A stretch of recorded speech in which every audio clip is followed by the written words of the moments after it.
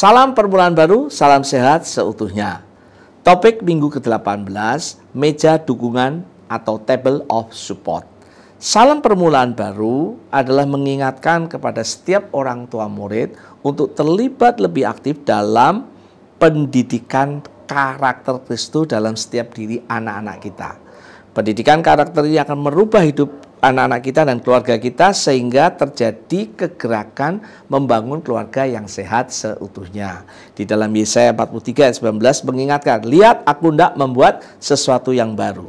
Lihat Tuhan sedang membuat sesuatu yang baru. Dan di dalam Mazmur 112 ayat 1 dan 2 diingatkan, berbagailah orang yang takut akan Tuhan atau orang tua yang takut akan Tuhan yang sangat suka kepada segala perintahnya, anak cucunya akan perkasa, tangguh atau mighty.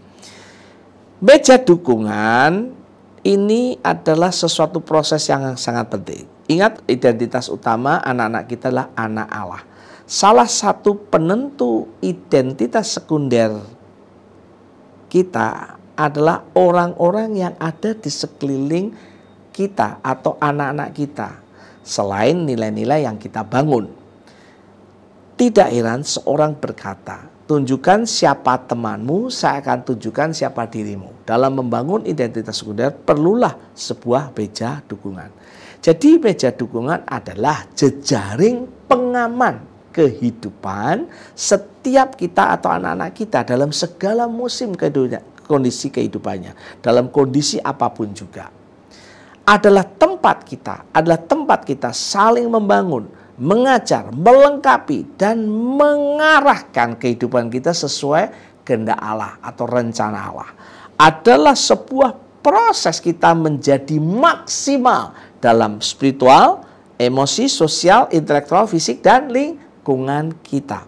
Di dalam meja dukungan ada 10 tipe, kalau mau detail ya, 10 tipe orang yang kita bisa sebut. Pertama, mentor atau yang menjadi life coaching dalam kehidupan kita atau pelatih kehidupan kita atau anak-anak kita secara keseluruhan. Yang kedua, mentee, orang-orang yang kita bimbing dalam kehidupannya, kita menjadi life coachingnya. Ketiga, pelatih, orang-orang yang melatih saya atau anak-anak kita dalam satu kecakapan tertentu. Anak saya punya life coach lari, punya pelatih pelatih lari. Anak saya ikut les, itu pelatih untuk matematika gitu ya. Trainee, orang yang kita latih. Kelima, pahlawan, orang yang kita kagumi bisa menjadi teladan dalam kehidupan kita. Keenam, anggota keluarga. Setiap kita dekat dengan salah satu keluarga, kakak atau adik kita yang punya kedekatan emosi, ya. Kita bisa curhat dengan dia, entah kakak adik kita atau mungkin sepupu kita.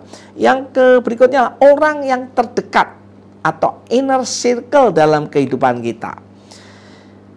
Atau kalau bahasa kita adalah kompak, peernya, validator.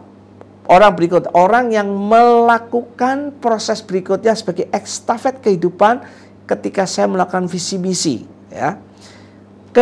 Berikutnya adalah teman lintas budaya, di mana kita bisa belajar tentang proses budaya yang berbeda dengan orang itu. Kita bisa melihat, kita bisa membedakan, kita bisa melihat persamaan ketika kita berbicara. Saya punya teman lintas budaya, dia seorang orang percaya, background dari keluarga ningrat dari suku Bali misalnya ya.